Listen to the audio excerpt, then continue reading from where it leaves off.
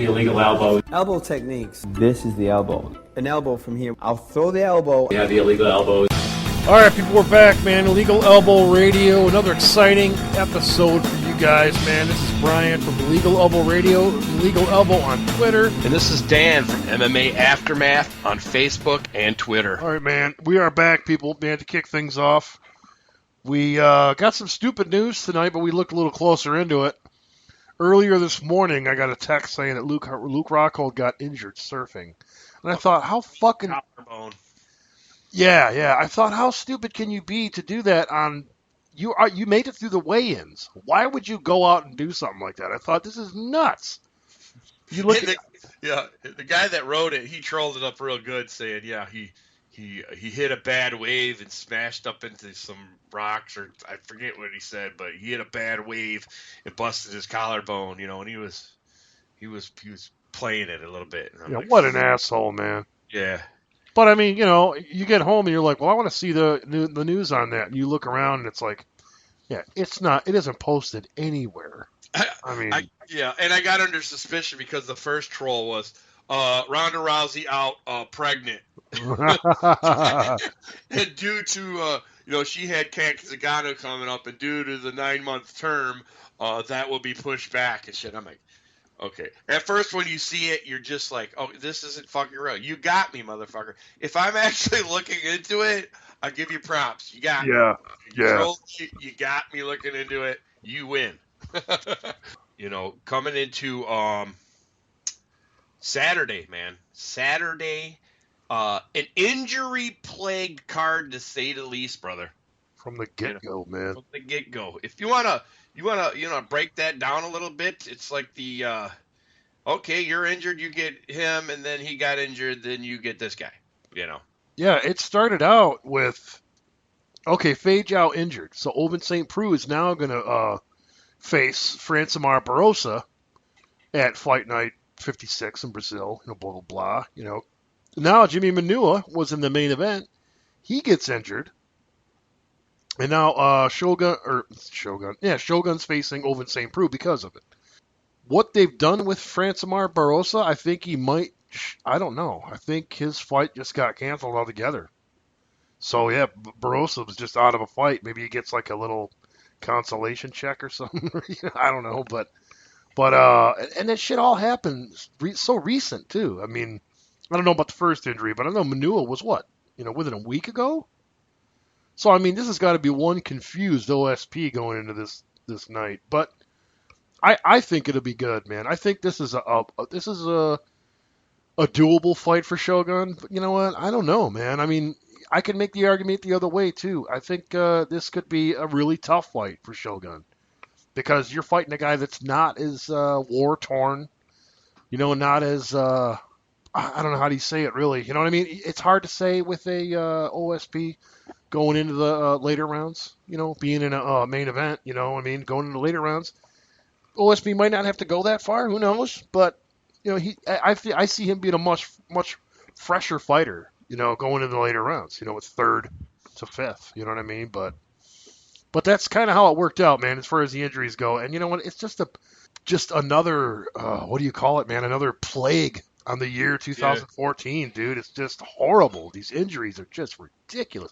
2009 was bad. I think 2014 kicked it down the road. Oh, yeah, man. This is the worst ever. It's just like you're almost waiting for them now. You get a big-ass fucking card announced, and then now instead of getting excited, you're almost waiting for, the fucking hammer to drop. Who's fucking injured next?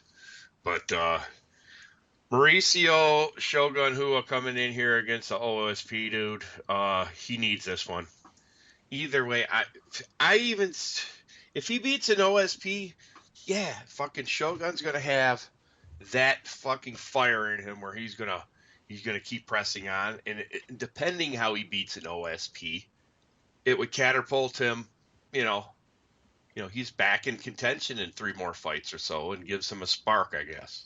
But if he gets beat by an OSP in Brazil, you might see the retirement of one of the legends, man, one of the greats of all time. One of the huge names, just like we talked about. I mean, maybe a show or two ago or whatever, all this top talent's going away, man. The UFC's gotta.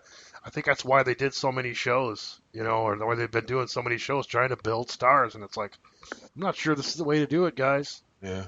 Oversaturate shit's not the way to fucking build stars, man. I just don't know, man. I mean, Making people want things and fucking build up a lather and fucking talk about it for a week or two, prior.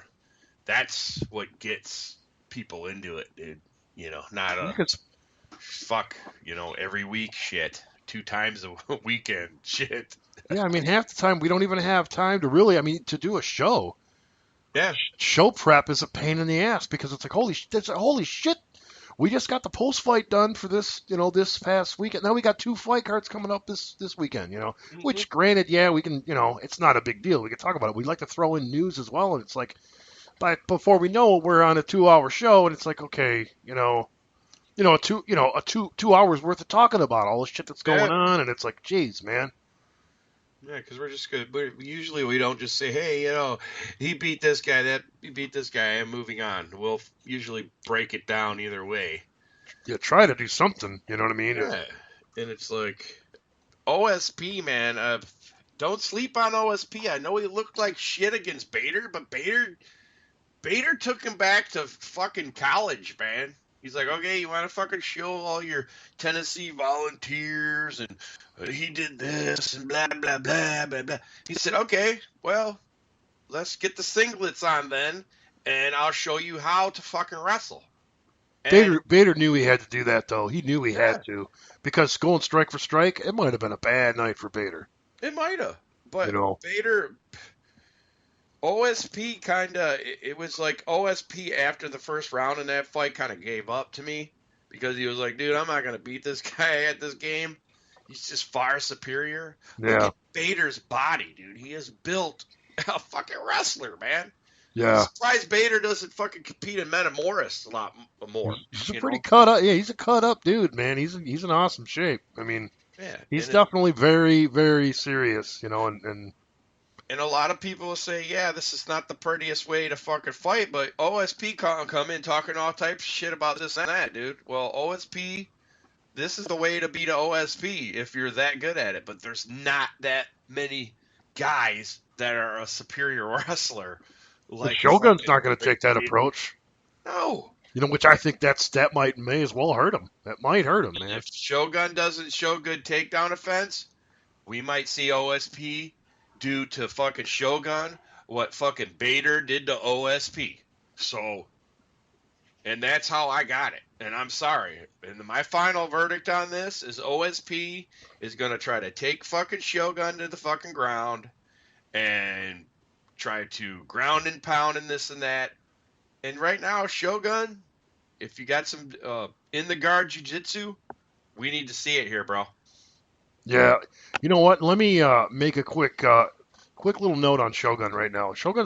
He's been in there facing top talent, and we've seen like a little bit of a decline going on. I'd say kind of a lot bit of a decline. Yeah. But his last, let's say notable losses, because his last losses have all been against, good competition.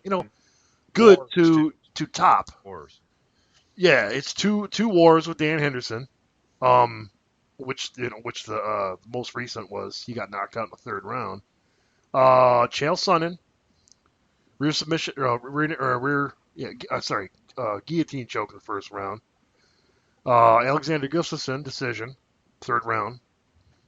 And the other fight with Dan Henderson where it was just a barn burner the whole night, decision loss. But the other two fights were wins against two, very, very good. Don't get me wrong, man, very good, but very kind of questionable at this point too. And I'm talking about James Tahuna and Brandon Vera. But like I said, they're very good in my opinion. But for a Shogun, a Shogun we know, that might not be so war torn and just, just beat down over the years of all the hard wars and all that shit, probably would have beat these guys. Or, probably would have beat them convincingly pretty easily, which he kind of did, I guess. TKO punch, Brandon Vera, 4th round. James Tahuna, 1st round knockout. So, I guess, yeah, we still got that performance going on. But the losses are just the same, and he's 2-4 in his last 6. I mean, it's really, Shogun, who is not really showing any good shit right now. It's win loss for his last 10. His last 10 are exactly. Damn, his last 10 go back to 2009. It's 5 years. He fought 10 times in 5 years. Well, he's 4-6 in his almost last held 10. it a year. Almost held it a year. Having the belt. Yeah. Trotting around, fucking sporting the belt, and then a young Bones Jones comes in, and from the couch, I was like looking for white blankets that I could rip up or towels that I could throw at the TV to say, throw in the towel, man. Yeah. I don't want to see a legend like this get. And that showed me, even during the loss, it showed me the heart of a champion. It showed me a warrior status. And for the next few years, we would see that put on display even in his losses, dude. Dan Henderson, fuck, man. Taking a beating from fucking Gus. It's like... That's that Brazilian pride, man. It's, so widely known now. It's like you almost expect it from him and obviously Brazil. The no tap, no give up mentality, It's like in a Chael Sonnen. And that's... And speaking of a Chael Sonnen, that's kind of the way I think a OSP is going to beat a Shogun. Not by the submission, but by the on the ground controlling. Yeah. I pick him, dude. I pick OSP in this fight. I think OSP is just going to be too fresh, in my opinion. He's going to be hungry coming off that loss. Yeah, I think he'll be hungry, and at the same time, he'll. I don't know, man. It depends what kind of Shogun we're seeing. If he's throwing a lot of kicks, he might start slowing down mid second round. I don't know. I don't want to put his gas tank too much in question, but being that they're going 5 rounds, and if Ovince is able to, stay away from head kicks or something like that, you never can't tell what kind of Shogun you're gonna get. But Shogun needs to fucking turn back the clock, dude. Really, in this one. So he needs to give us some of the old school fucking crazy ass shit. Yeah. Really. Yeah, a lot more head kicks. Don't try to be a boxer in here because you're not a boxer. You're a good striker. Don't get me wrong, but you're not a boxer, so you don't want to, throw all your eggs in one boxing basket. Plus, you don't want to give a kick away that you're gonna miss and get taken down because. Right, set them up. Yes, do your best to set them up. But I think it's I think when it comes to that, I think it's just a mismatch. Not a mismatch, but it's got good chance to be a mismatch because I think Ovince is really good right now with learning a lot of different stuff. Because when we saw him in Strikeforce, he was more of a striker, light kicker kind of guy. You know what I mean? And learning slowly. You know what I mean? But I think he's really upped his game. Mm-hmm. And his wrestling was better, but going against the Bader, it's just like, man, I'm sorry, dude, your wrestling's just not there yet. You're going in with a collegiate badass dude. The best thing that could happen with a ninja, in my opinion, is if fucking OSP comes in here and does what you're saying. He wants to fucking strike. He's like, I'm gonna show him a striker. I think that's when we're getting into a Shogun area and playing into a Shogun, That's funny you said a ninja. That's his brother, right? I know. I'm fucking Shogun ninja. No, I know. You've been a huge fan of both of them years, both, for years. But both. I know you were a huge Whatever fan happened of Ninja. to Ninja, dude? Whatever happened to him? I think he fought on some lower promotions for like the last couple of years of his career, but I think he's been done a couple of years now. Oh, okay. And that's what I'm saying with his brother. If his brother takes a fucking bad loss here, a disappointing loss, because now you're talking about how many fights is he going to need to get back up near the top? And I don't see a Shogun just fighting for the fuck of it anymore, dude. No. He wants that belt, and if he with loses the loss this fight, of an OSP, I see a retirement in the ring in front of a Brazilian crowd. And that's just my call on it. So, hey. I think you make a good point, though. In his home crowd, he might do what you said, man. Turn it back Turn it back and maybe even let him take you down so you can rely on some of your ground submission because he's got good submission work, but he's just forgotten about it in the last couple of years. Yep.